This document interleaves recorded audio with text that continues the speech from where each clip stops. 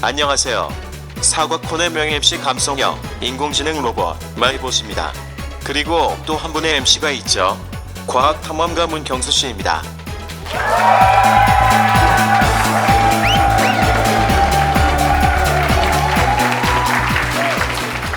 네, 안녕하세요. 문경수입니다.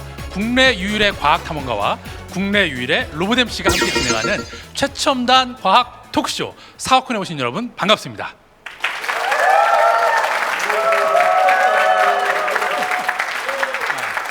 네, 마이봇 멋진 소개 고마워요. 자, 그리고 오늘 의상이 빨간 망토가 너무 잘 어울리는데요.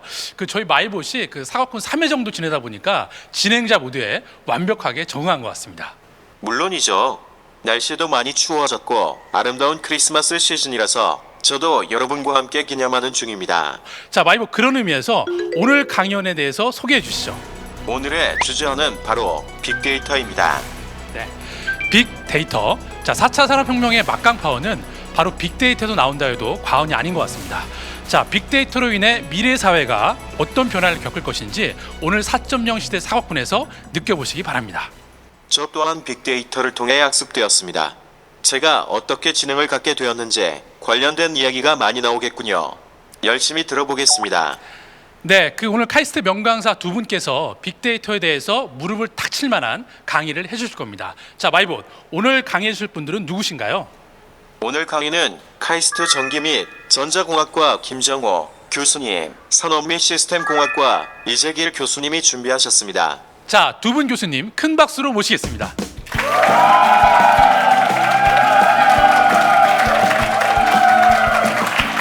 와, 교수님들 인기가 정말 대단한 것 같습니다. 그런 것 같습니다. 네. 자, 오늘 두 분께서 강연 배틀을 하는 거는 알고 계시는 거죠? 네, 알고 있습니다. 네, 강연 순서는 여기 앞에 계시는 학생분들께서 직접 정해주실 건데, 네. 자, 그래서 강연에 앞서서 네. 각자 교수님이 오늘 강연할 주제에 대해서 40초 정도로 어필을 해주시면 이 청중분들이 선택하시는데 큰 도움이 될 것 같습니다.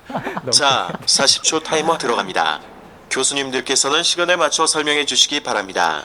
네, 그럼 제 옆에 네. 있는 김정우 교수님부터 예고편 부탁드리겠습니다. 네. 4차 산업혁명 시대를 맞아서 빅데이터가 가장 중요하지 않습니까? 빅데이터가 어떻게 생산되고 소비되고 저장되는지 한번 얘기하면서 전 세계 권력이 어떻게 변화되는지 한번 얘기해 보고요. 거기에 따라서 우리 반도체 메모리가 어떤 기회가 있는지 한번 우리가 어떻게 앞으로 미래에 먹고 살지 한번 얘기해 보겠습니다. 네, 감사합니다. 자, 이재길 교수님. 예, 여러분들 매트릭스라는 영화 보셨죠? 거기 보면은 그 주인공이 총알을 이렇게 피하는 장면이 유명합니다. 그래서 영화를 보면은 가상현실 세계와 실제 세계가 존재합니다. 그럼 주인공들이 가상현실 세계로 접속하기 위해서 이렇게 등 뒤에 케이블을 꽂고 가상현실 세계로 접속해서 데이터가 교수님 됩니다. 시간이 지났습니다. 아쉽지만 안타깝습니다. 여기까지. 네. 자, 여러분 케이블을 빼드릴게요. 자, 여러분 짧지만 두 분 예고편 강연 잘 들으셨나요? 네, 그러면 자, 여러분께서 어떤 강의를 먼저 들으실지 선택을 해주시면 됩니다. 자, 마음을 정하셨으면 쌍방향 소통 앱으로 결정 부탁드리겠습니다. 자, 강의 선택 눌러주세요. 자, 3초. 네, 시간이 돼서 결과를 한번 보겠습니다. 자, 어느 분의 강의를 먼저 듣게 될지요?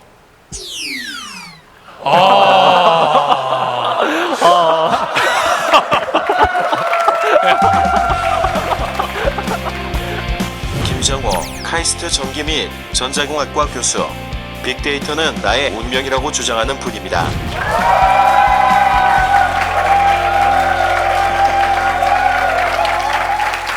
빅데이터는 나의 운명, 사랑에 빠지고 평생 같이 가는 얘기인데 다른 표현으로 빅데이터는 메모리 전성시대라 그래갖고 우리 어렸을 때는 영자의 전성시대라는 영화가 있었어요. 여러분들 모르죠?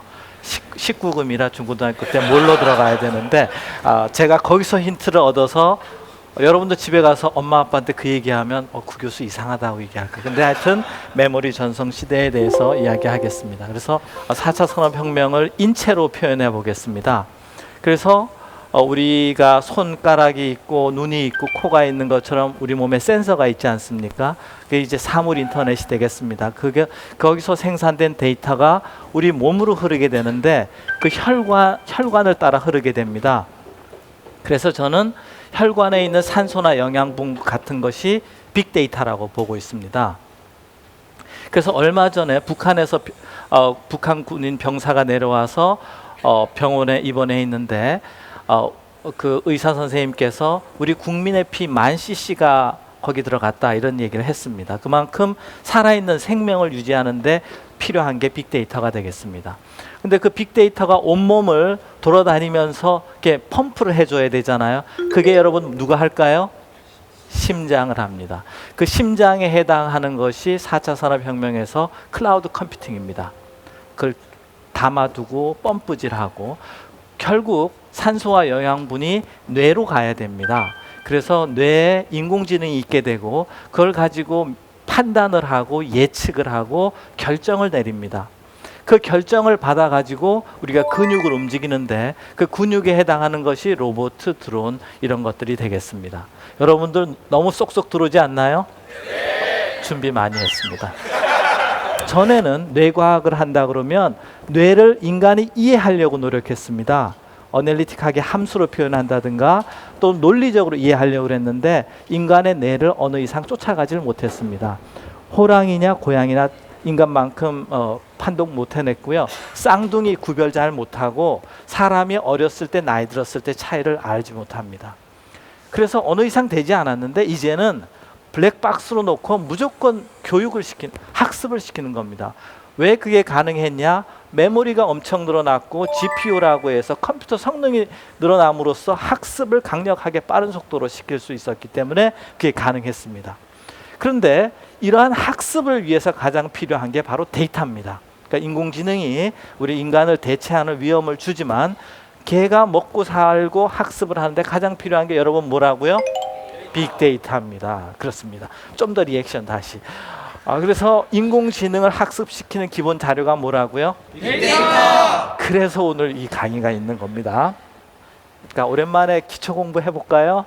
네, 단위 한번 이제 빅하대니까 빅데이터니까 한번 봐봐야 되지 않겠습니까? 자, 우리 학생 도움을 받아서 자료를 만들었습니다. 여러분 킬로 알죠, 그죠? 메가 알고 기가까지 압니다. 기가는 10의 9승, 그러니까는 10억 정도 됩니다. 요즘 기가 시대라고 그러잖아요. 곧 테라 시대가 옵니다. 10의 12승 1조. 예, 저희 실험실 이름이 테라랩인데요. 저 시대를 염두에 뒀는데 그 다음이 숫자가 페타고 그 다음에 엑사고 그 다음에 숫자가 제타입니다. 10의 21승. 그래서 우리는 빅데이터는 이 정도 숫자가 됩니다. 네. 자, 그래서 IDC라는 기관에서 예측하기를 2016년도에 16 제타바이트, 제타라는 건 10의 21승입니다. 에서 2025년에는 163 제타바이트까지 예측을 하고 있습니다. 한 10배 느는 거죠. 근데 제 생각에는 개인적인 그냥 느낌입니다.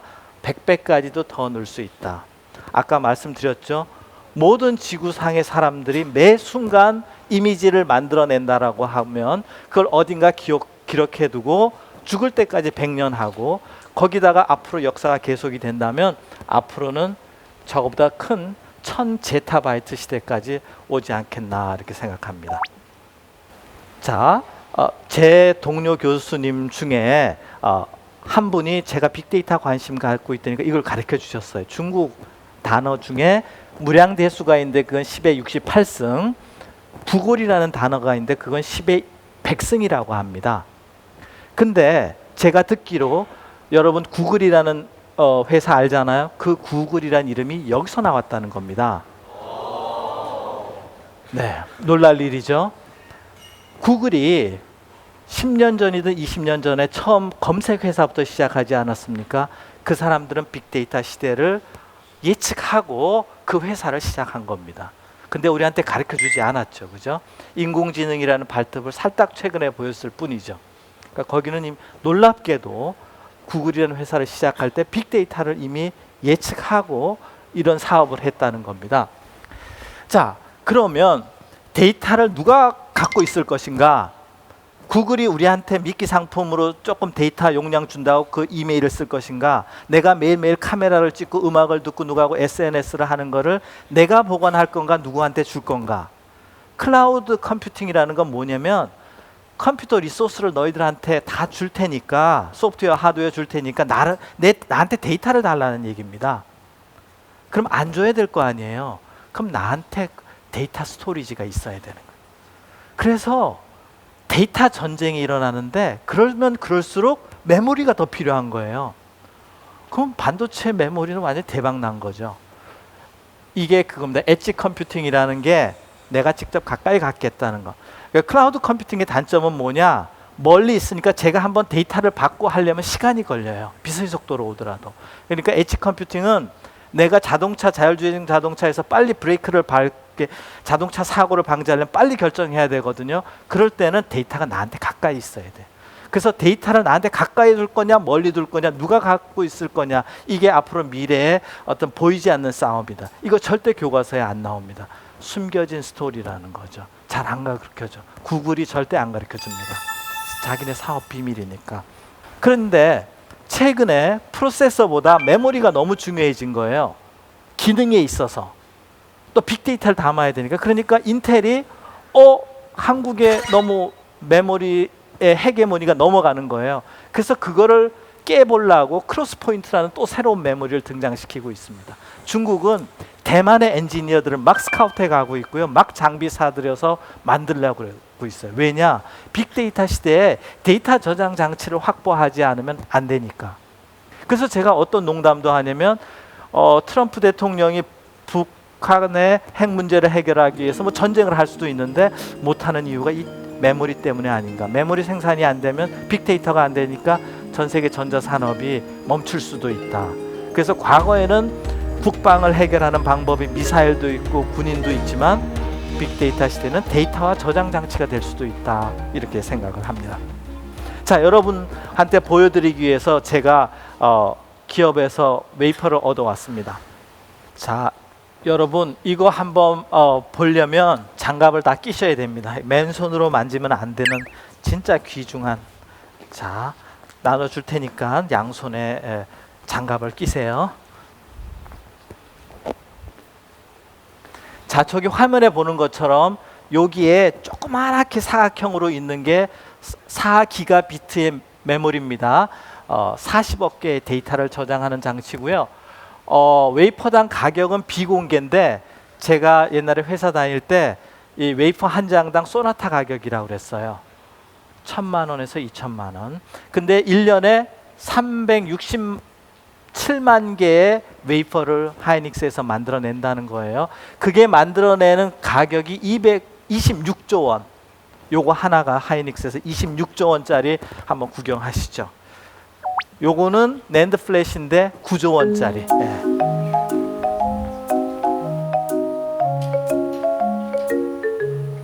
자, 삼성에서도 제가 얻어왔습니다. 요거는 삼성 8기가빗 DDR4라고 그럽니다. 여러분 DDR이 뭐죠? 댄스 레볼루션이 아니고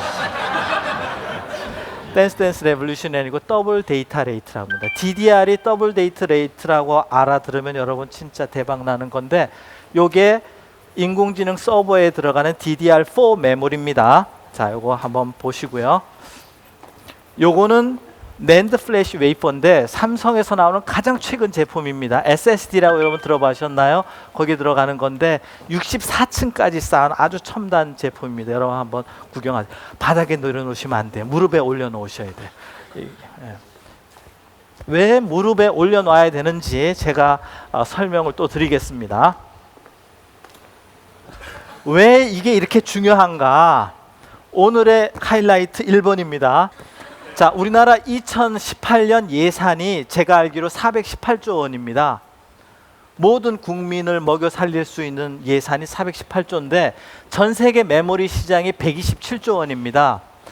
그래서 삼성전자와 하이닉스가 합쳐서 여러분들 보여주는 그 웨이퍼로 수백만 장 만들어서 1년에 100조 원을 지금 매출을 올리고 있습니다. 우리나라 전체 예산의 4분의 1에 해당하는 걸 이 여러분들이 보고 계신 그 반도체 웨이퍼, 왜 빅데이터 시대가 되면서 이게 그만큼 비싸고 중요해졌기 때문에 그렇습니다. 자, 4분기 3개월 동안 삼성전자는 11조 원, 하이닉스는 4조 5천억 원의 이익을 남겼습니다. 이익입니다. 자, 더 중요한 거, 아까 제가 10년 후면 빅데이터가 10배에서 100배 된다고 그랬죠. 100배 된다고 생각하면 지금 100조 원이 100경이 되는 거 아닌가요? 우리나라 예산의 한 20배 되는 거 아닌가요? 그 이익만 갖고 우리나라 예산이 됩니다. 10년 후에 우리가 반도체만 잘 해가지고 그 이익만 벌어도 우리 뭐 의료보험 걱정 없고요. 나라에서 아파트 사주고 결혼시켜주고 애 키워주고 노령 다 책임질 수 있어요. 그러니까 여러분 지금 바닥에 놓으면 안 돼. 다시 무릎으로 올리세요. 오늘의 결론 중에 하나, 빅데이터 시대에 반도체 메모리가 우리의 미래를 살릴 수 있다. 저희가 그래서 국내 삼성전자, SK하이닉스와 공동 개발한 10년 동안 공동 개발한 메모리 모듈을 HBM이라고 그럽니다. 하이밴드위스 메모리 모듈인데 엔비디아하고 AMD가 이걸 상품으로 냈어요. 처음에는 우리말 안 들었어요. 요즘 잘 듣고 있습니다. HBM 1, 2가 나왔는데 이게 여러분들 엔비디아가 요즘 인공지능 서버에 많이 들어가는 거 아시죠? 파스칼이라고 그럽니다. 여러분 이거 거기에 들어가는 컴퓨터가 바로 이런 구조를 갖고 있는데 저희의 그런 비전이 그대로 들어가 있는 겁니다. 그래서 뒤늦게 구글이 우리도 따라 해야 되겠다 그래서 텐서 프로세서 유닛을 개발 중에 있습니다. 여러분 알고 이름 들어본 적 있죠? 우리 졸업생을 스카우트해 갔어요. 왜냐? 이 구조로 가려고. 자 이제 빅데이터 시대에 온다는 거 알게 되고 그게 권력이라는 것도 알고 우리가 그러면 어떤 산업적인 반도체 산업의 기회가 되는지도 알았습니다. 그렇지만 끝나기 전에 한번 이런 얘기를 서로 해보죠. 빅데이터는 생산자의 것인가요? 저장한 사람의 것인가요? 거래자의 것인가요? 생산자의 것이죠. 그런 법률을 만들어야 될 것 같아요. 그죠? 근데 지금 그런지 잘 모르겠어요. 여러분들이 위치 정보가 스마트폰 갖고 다니면 누군가 위치 정보를 갖고 가잖아요. 카카오든 네이버든 달라고 해본 적 없으시잖아요. 그죠? 보관하고 있는지도 모르고. 그 다음에 데이터를 갖고 있으면 권력이 생겨요. 누가 언제 무슨 생각하는지 다 알면은 완전히 독재 국가를 만들 수 있어요. 미리 다 선거도 예측할 수 있어요. 주가도 다 예측할 수도 있어요. 물가도 다 그 모든 돈과 권력과 다 가지는 거 아니에요. 이런 시대를 여러분들이 원하세요? 좀 고민해 봐야 될 것 같습니다. 근데 메모리는 좀 팔아서 돈은 벌어야 되겠는데 이런 사회적인 문제를 생각해야 되고 누군가 데이터를 가짜 뉴스를 갖고 오염시키거나 해킹해서 엉터리 데이터를 넣어놓으면 누군가는 잘못된 결정을 내릴 거 아닙니까? 우리는 거기에 따라서 운명처럼 따라가야 되고 그러면 사이비 종교가 또 나올 거 아니에요. 그죠? 어떻게 하느냐. 그 다음에 데이터를 갖고 인공지능 처리해서 모든 돈을 다 벌어요. 우리는 완전히 실업자가 되잖아요. 그럼 걔네들이 우리 대신에 세금 내서 우리 먹여 살려줘야 되는 거 아니에요? 우리는 데이터 다 만들어줬는데. 세금의 문제, 그리고 너무나 불공정해요. 인간에 비해서. 우리는 죽으면 다 없어지고 하루 지나면 잊어버리는데 걔네들은 무한대로 갖고 있잖아요. 그러면 데이터 센터는 100년 지나면 폭파시켜야 되는 거 아닌가요? 메모리를 이제 우리 국내 삼성전자, SK하이닉스가 개발하면서 클락을 시계를 넣어서 100년 지나면 스스로 데이터를 지워지게 만들어야 되는 거 아닌가요? 그 다음에 우리 인간은 생각할 때 25와트 정도 쓴대요. 에너지를. 그러니까 라면만 하루에 3끼 먹으면 먹고 살아요. 얘네들은 전력을 메가와트, 기가와트를 써요. 원자력 발전소를 세워야 돼요. 그 전력 요금은 누가 낼 건가? 이런 요소가 있습니다. 한번 이게 앞으로 우리가 사회적으로 논의를 해야 될 것 같고요. 자, 4차 산업혁명은 앞으로 오지 않은 시대를 우리가 논의하는 겁니다. 누구도 우리한테 가르쳐주지 않아요. 구글도 가르쳐주지 않고 페이스북도 가르쳐주지 않아요. 트럼프도 가르쳐주지 않아요. 상상으로 우리가 만들어내야 돼요. 상상하기 위해서는 대화가 필요해요. 자기 혼자 어디에 갇혀져 갖고는 절대 미래를 꿈꿀 수 없어요. 그래서 앞으로는 저는 우리 연구하거나 공부하거나 여러 생활에서 새로운 화두는 우리가 소통인 것 같습니다. 그래서 결론은 대화가 필요해. 경청해 주셔서 대단히 감사합니다.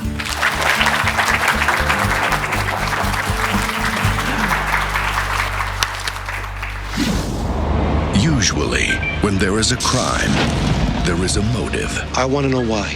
27 men died on that pier for what looks to be 91 Usual suspects.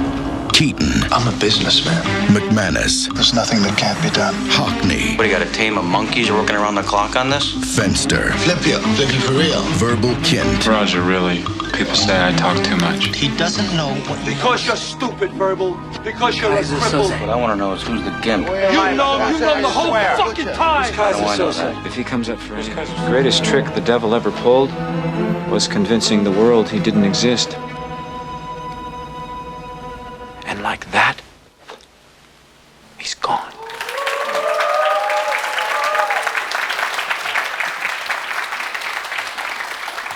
네, 여러분 강연 재밌게 들으셨나요? 네, 저는 강연을 들으면서 방금 보셨던 유주얼 서스펙트라는 영화가 떠올랐습니다.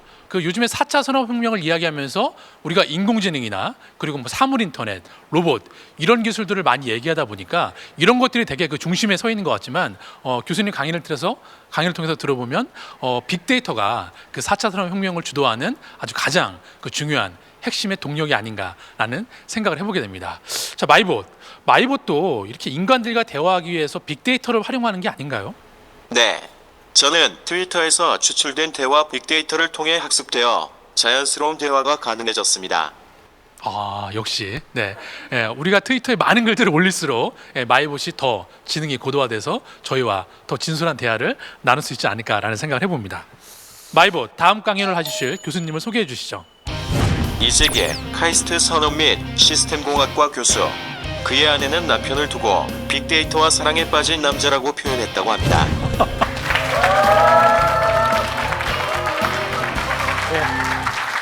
반갑습니다, 여러분. 방금 소개받은 빅데이터와 사랑에 빠진 남자, 아내만큼 빅데이터를 사랑하는, 왠지 아내보다 더라고 하면은 안 될 것 같은 느낌이 듭니다. 그래서 김정호 교수님에 이어서 저의 최애인 빅데이터에 대해서 소개를 해드리려고 합니다. 지금 여기 보이는 그림은 1분 동안에 인터넷에서 벌어지는 일들을 나타낸 것입니다. 여기 보시면은 약 1600만 개의 문자 메시지가 보내지고요. 그리고 약 한 5만 개의 인스타그램에 사진이 업로드 되고, 또 여기 보시면은 약 1억 6천만 개의 이메일이 보내집니다. 이렇게 디지털화가 진행되면서 제가 아까 매트릭스 말씀을 드렸었죠. 두 가지 세상이 생기게 되었습니다. 첫 번째는 우리가 지금 현재 있는 현실 세계이고, 두 번째 세계는 디지털 세상입니다. 그런데 놀랍게도 여러분들의 똑같은 쌍둥이가 디지털 세상에 존재하게 됩니다. 쉬운 예를 한번 들어볼까요? 여러분들 다들 이제 SNS에 페이스북이나 이제 인스타그램에 계정을 만들고 여러분들 사진을 계속 올리고 있죠. 이러한 SNS의 디지털 계정이 여러분들의 디지털 자아가 되는 것입니다. 왜냐하면은 내가 올리는 사진이 나의 일상이나 이런 취미들을 잘 표현하고 있기 때문이죠. 그리고 이젠 다른 사람들의 계정, SNS 계정, 다른 사람들의 디지털 자아가 여러분들이 올린 글에 좋아요를 누른다든지 아니면 댓글을 쓴다든지 해서 서로 소통을 하게 됩니다. 이렇듯 실제 여러분들과 디지털 세상에 존재하는 자아들이 서로 이젠 양 세상에서 존재하게 되는 거죠. 그럼 디지털 트윈에 대해서 조금 더 이젠 감을 드리기 위해서 이 그림을 가져왔습니다. 이 그림을 보시면은 항공기 엔진에 여러 가지 센서가 붙어 있는 것을 아실 수 있어요. 과거와는 달리 요새 나오는 항공기 엔진에는 지금 현재 항공기 엔진 내에 온도가 몇 도인지, 그리고 속도가 지금 어떻게 되고 있는지, 그리고 엔진 소모량이 얼마인지, 이런 다양한 센서가 붙어 있어가지고 그 다양한 센서들이 값을 계속 측정해서 이제 디지털 세상에서 값을 계속 측정해서 이제 계속 보내주고 있습니다. 자, 그러면은 실제 세상을 보면은 그냥 항공기 엔진이 비행기가 날아가면서 돌고 있는 거죠. 그런데 이거의 디지털 트윈을 보면은 항공기 엔진 하나에 여러 디지털 트윈이 대응돼서 각각이 자기의 역할에 따라서 데이터를 생산해내고 있는 것입니다. 4차 산업혁명 시대의 중요한 해인 2020년이 되면은 디지털 트윈에 연결된 사물의 개수가 약 500억 개가 되어가지고 500여 개가 돼서 현재 그 지금 인터넷에 연결되어 있는 스마트폰의 개수가 약 그 70억 개 수준으로 이제 추정이 되고 있는데, 이러한 스마트폰의 개수보다 오히려 이제 공장에 있는 여러 부품들이 연결된 개수가 훨씬 더 2020년에 개수가 초과할 것이라고 예측이 되고 있습니다. 그러면은 이제 4차 산업혁명 시대에 빅데이터가 엄청나게 많은, 앞에서는 이제 사람들이 그 이메일이나 이런 트윗 그리고 이제 그림 사진을 올리는 것은 사람들이 주체가 되어서 어떤 행동을 통해서 생산해내는 데이터였는데, 4차 산업혁명 시대가 되면은 이런 디지털 트윈들이 자동적으로 내 일상을 여과 없이, 여러분들은 좀 여과를 해서 올리지만 이제 4차 산업혁명 시대에서는 엄청나게 많은 지금 여기 보면은 50억 개의 사물들이 여과 없이 거짓 없이 산업용 사물 인터넷에 대해서 연결돼서 데이터를 계속 생산해내게 되는 겁니다. 그래서 제가 앞서 말씀드렸듯이 4차 산업혁명 시대에 대해서가 되면서 빅데이터가 이렇게 변하게 되었다는 겁니다. 그러니까 생산하는 주체가 사람에서 이젠 그 장비, 공장에 있는 설비들의 각각 디지털 트윈이 되어서 데이터를 생산하게 되었고, 그 양이 지금도 빅이지만 이 빅과는 비교할 수 없을 만큼 더 방대한 양의 데이터가 더 많이 생산될 것이라는 것을 쉽게 예상을 할 수가 있겠습니다. 네, 그래서 이 그 프로그램 제목이 아무래도 4차 산업혁명 시대의 과학 콘서트이기 때문에 제 나름대로 4차 산업혁명을 한번 정의해 보려고 합니다. 그래서 그 처음에 이제 각각 많은 부품들로부터 디지털 트윈이 되어서 데이터가 생성이 되고요. 이게 또 산업용 사물 인터넷을 통해서 데이터가 전송이 되고, 이렇게 축적된 빅데이터에 대해 인공지능 기술을 도입해서 자율적으로 의사결정을 할 수 있게 지원을 해주는 기술이 4차 산업혁명 시대의 핵심이라고 생각을 합니다.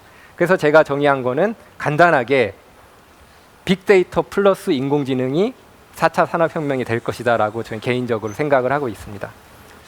그러면은 지금까지 이제 4차 산업혁명 시대에 엄청나게 많은 빅데이터가 생성되고 있다고 말씀드렸는데, 그럼 이러한 이 빅데이터를 가지고 어떻게 지금 산업 현장에서 그 적용이 되고 있는지 몇 가지 예를 설명드리도록 하겠습니다. 먼저 이제 항공 분야에서는 항공기가 이런 중동이라든지 중국의 이제 사막을 운행할 때는 굉장히 이제 고온의 먼지, 그러니까 날씨도 덥고 사막 기후이기 때문에 고온의 먼지들이 이제 엔진으로 많이 들어가게 되어서 엔진의 온도가 그에 따라서 상승하게 되고, 엔진 온도가 상승하면 또 연료 효율이 떨어져서 이제 그 비효율이 발생한다는 걸 알게 됐습니다. 그래서 항공사 입장에서는 그러면은 항공기 세척을 이제 그 중국 사막 지역이나 중동 사막 지역을 운행하는 항공기 안에서는 그 엔진의 세척을 조금 더 자주 해야 되겠다. 왜냐하면 아무래도 그 먼지가 좀 더 끼기 때문에.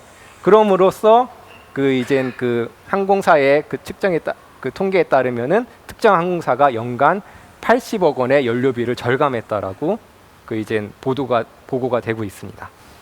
다른 예를 한 가지 더 살펴볼까요? 그러니까 석유를 수송할 때 송유관을 많이 쓰고 있습니다. 그런데 재미난 것이 송유관은 항상 구멍이 핀홀이 여러 개가 뚫려 있다고 합니다. 송유관이 완전히 밀봉된 게 아니라 지금 구멍이 여러 개가 있어가지고 조금씩 새고 있는데, 이게 과연 큰 구멍이 돼가지고 문제가 생길지, 사고가 될지 아닐지를 예측하는 기술이 굉장히 중요하다라고 합니다.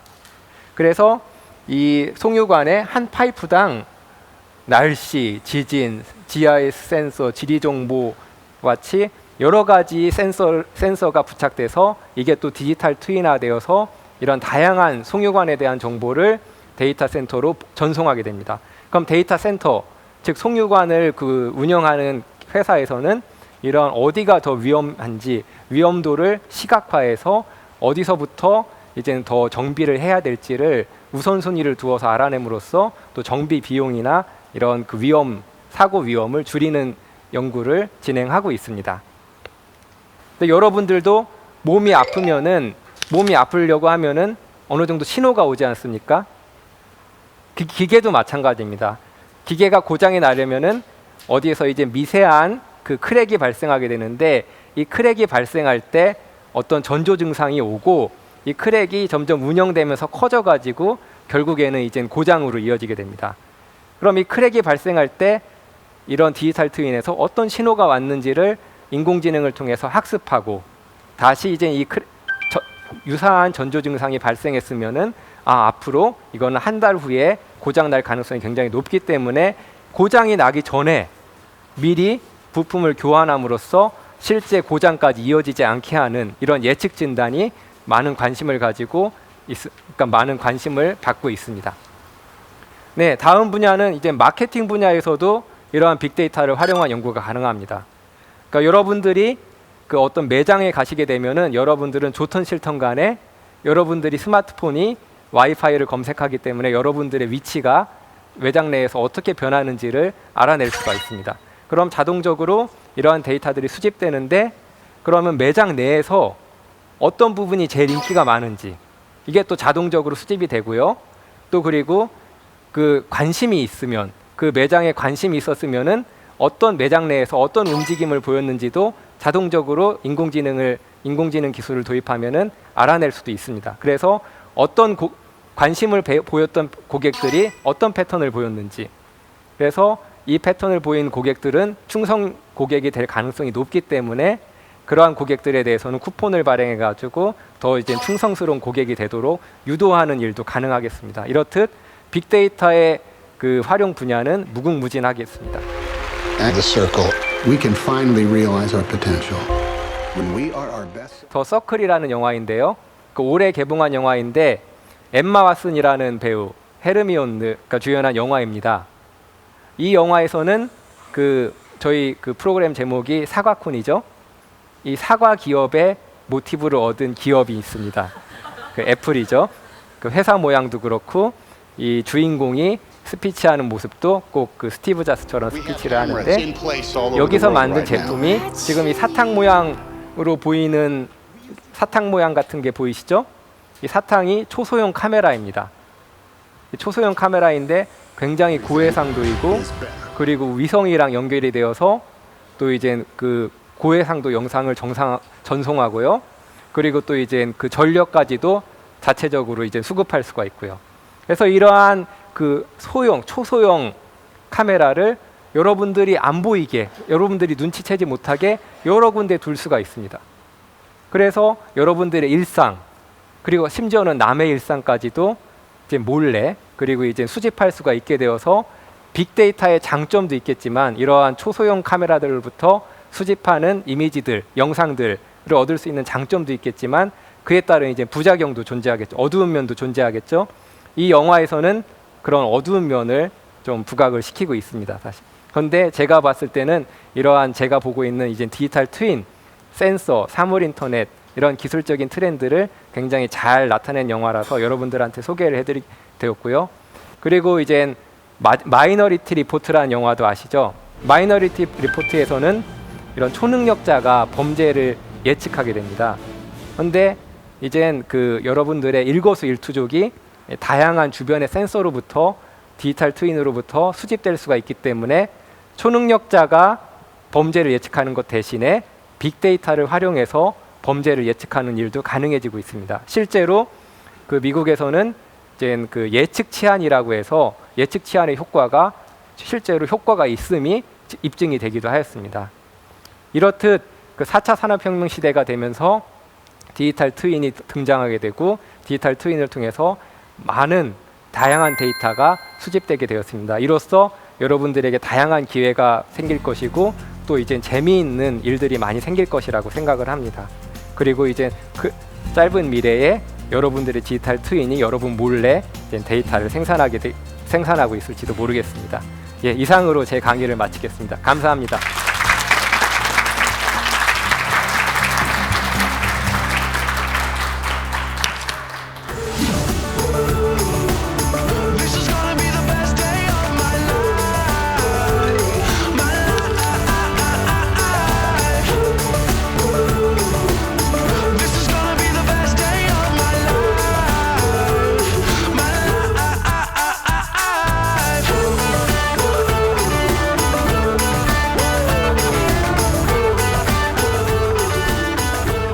나눠드린 도시락 맛있게 드셨나요?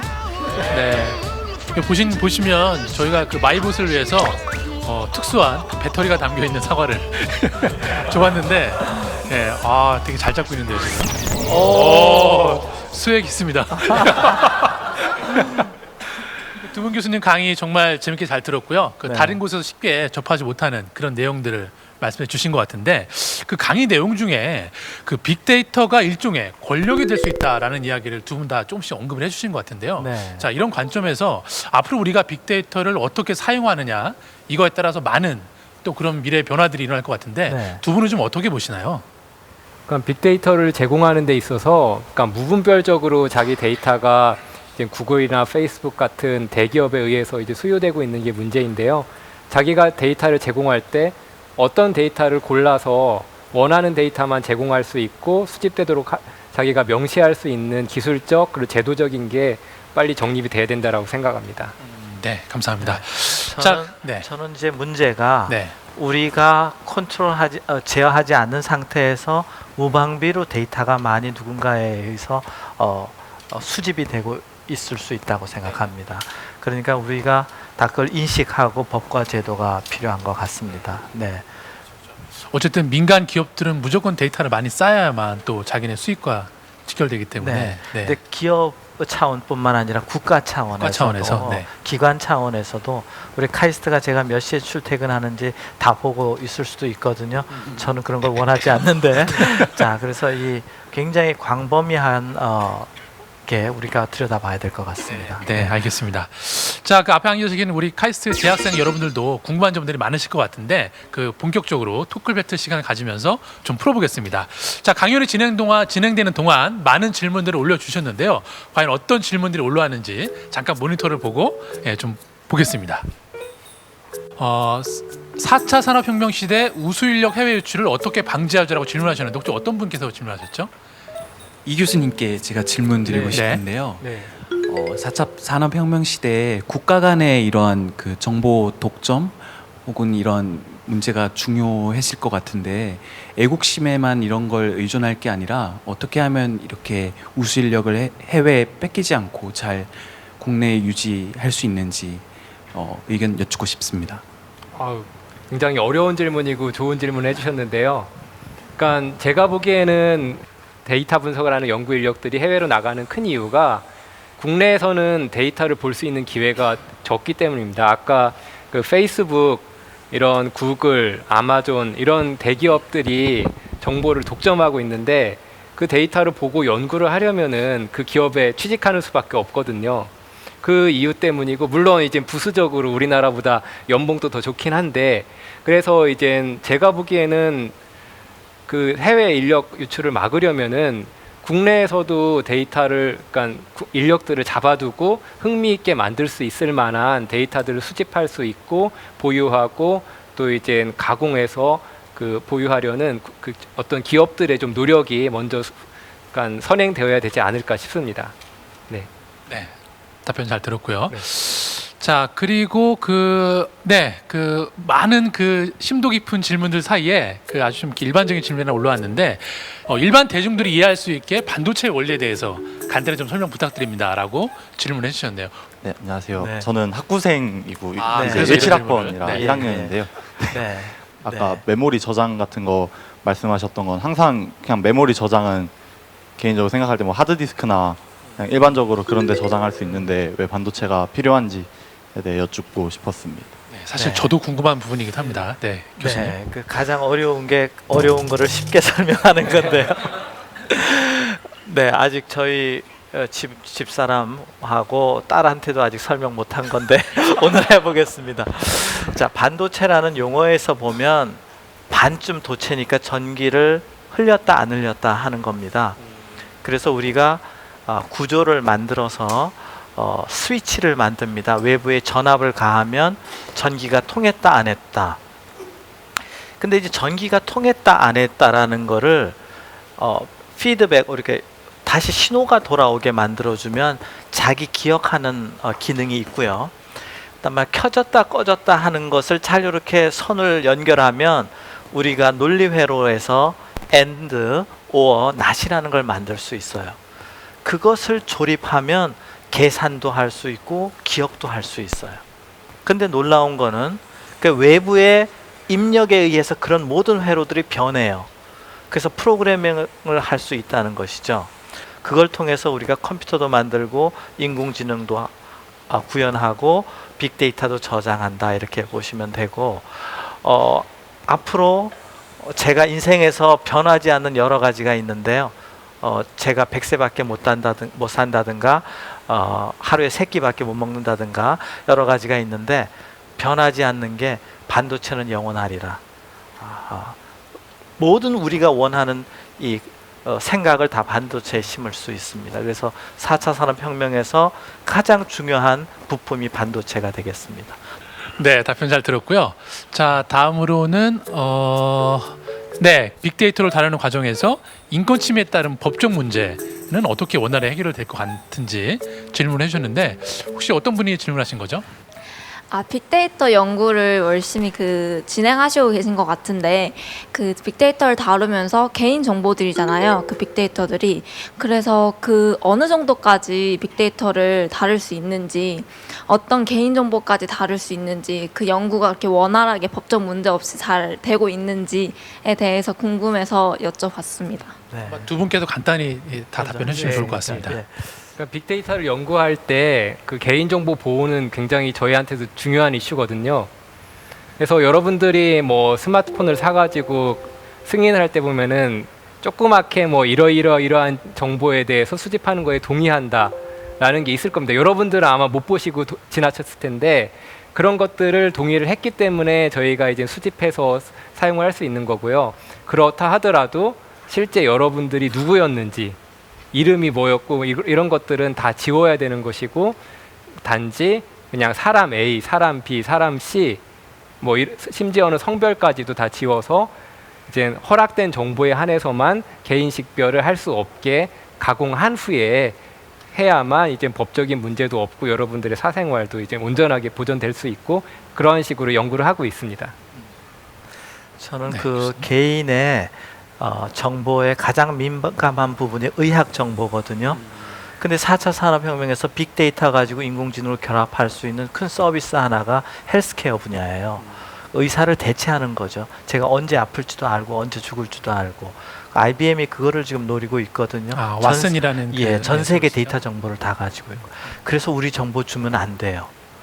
그런데 우리 또 의료 산업도 살려야 되잖아요. 그러니까 정보를 일부 노출하면서도 또 어느 경계 넘지는 않도록 해야 되는데, 데이터의 가장 데이터가 있으면 여러 요소가 있습니다. 누가 했느냐, 언제 했느냐, 어디서 했느냐, 얼마나 자주 했느냐. 근데 누가 했느냐는 정보를 감추고 우리가 거래를 해야 하지 않겠는가 이렇게 생각합니다. 그러니까 진짜 개인적인 민감한 정보는 감출 거는 감추고 공공의 이익을 위해서 개방해야 되지 않겠나. 그래야 우리가 의료 산업 같은 경우도 우리 국가를 보호할 수 있지 않겠나 이렇게 생각합니다. 예. 자, 또 다른 질문 한번 받아볼까요? 네, 저기 뒤에 계신 여자분. 네. 네, 안녕하세요. 두 분 강연 재밌게 잘 들었는데요. 김영훈 교수님께 질문이 있는데, 아까 테라부터 제타까지 네. 그 메모리 양을 설명해 주셨는데, 네. 제가 큰 숫자가 감이 안 와서 네. 그 사람의 내용량은 몇 바이트 정도 될지 좀 궁금합니다. 거기에 이제 설명해 주시면 네. 비교해서 네. 이해가 쉬울 것 같습니다. 네, 제가 뇌과학자라서 아니는도 모르겠는데요. 제가 한 100메가바이트쯤 되는 것 같아요. 제가 제 노트북에 테라바이트 SSD가 있나 그런데요. 거기에 있는 사진, PPT 다 기억 못해요. 제가 보니까 PPT 한 10장? 그러니까 PPT 10메가씩 10개 한 100메가바이트밖에 안 되는 거예요. 교수님은 어떠세요? 제가 예전에는 한 1기가 정도는 됐다라고 잡을 했는데 네. 자, 4차 산업혁명의 핵심 요소인 빅데이터, 우리의 일상이 디지털로 기록되고 활용되는 세상이 과연 어떤 세상인지 알 수 있었던 그런 시간이었던 것 같습니다. 자, 그 두 분 교수님께서 마무리하시면서 마지막으로 좀 이렇게 학생분들께 드리고 싶은 말씀이 있다면 어떤 게 좀 있을까요? 그러니까 빅데이터는 빛과 어둠이 있는 것 같습니다. 그러니까 빛 측면에서는 그러니까 인류의 이런 생활을 향상시킬 수 있는 굉장히 많은 기회를 제공하지만 그 어둠으로서는 아까 디지털 트윈이 여러분 몰래 이제 여러분의 일상생활을 기록하고 보고할 수 있는 것처럼 여러분들의 프라이버시를 침해할 수 있는 좀 위험성도 있다고 합니다. 위험성도 있다고 생각합니다. 여러분들은 이러한 그 위험성을 좀 배제하고 좋은 측면을 부각시킬 수 있도록 좋게만 활용될 수 있게 좋은 방면으로 활용될 수 있는 방향으로 많은 연구를 거듭한다면은 우리 좀 인류의 행복이라든지 삶의 질 향상에 큰 도움이 될 수 있을 것이라고 생각하고 여러분들의 활약을 기대합니다. 감사합니다. 네, 답변 감사합니다. 네. 교수님? 디지털에서 또 인터넷으로 바뀌었어요. 그러다가 이제 인공지능 빅데이터 시대로 바뀝니다. 이렇게 패러다임이 바뀔 때 우리한테 큰 기회가 있는 것 같아요. 이런 시대에 여러분들이 기술적으로 세계 최고의 과학자나 공학자가 되기를 바라고요. 또는 여러분 중에 한 분은 빅데이터 사업을 일으켜서 빌 게이츠와 같은 세계적인 벤처기업이 나왔으면 좋겠습니다. 꼭 이렇게 패러다임의 변화가 우리한테 위기이자 기회가 오는데 우리 다 기회로 삼자, 이 말씀을 드리고 싶습니다. 네, 4.0 시대 과학 콘서트 사과코는 미래 사회를 함께 생각해보는 시간인데요. 4차 산업혁명도 결국은 우리가 행복해지는 과정이라는 것만큼은 잊지 말았으면 좋겠습니다. 그렇죠, 마이봇?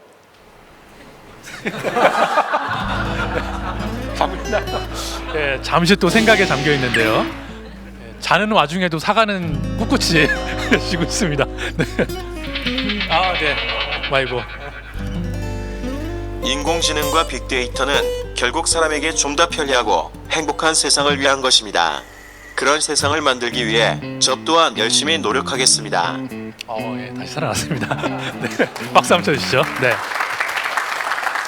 저도 우리 마이봇과 함께 이렇게 MC를 보는 최초의 인간이 된 것을 기쁘게 생각합니다. 자, 여러분, 멋진 진행 솜씨를 보여준 마이봇과 뒤에서 수고하신 카이스트 RIT 연구실 학생 여러분께도 큰 박수 부탁드리겠습니다. 마이봇은 어땠죠? 다음 달에도 사과콘과 함께 또 다른 4.0 시대를 만나보시죠. 알겠습니다. 네, KBS와 카이스트가 공동으로 기획한 4.0 시대 과학 콘서트 사과콘, 오늘은 여기서 마치겠습니다. 다음 달에 다시 뵙겠습니다. 여러분 고맙습니다.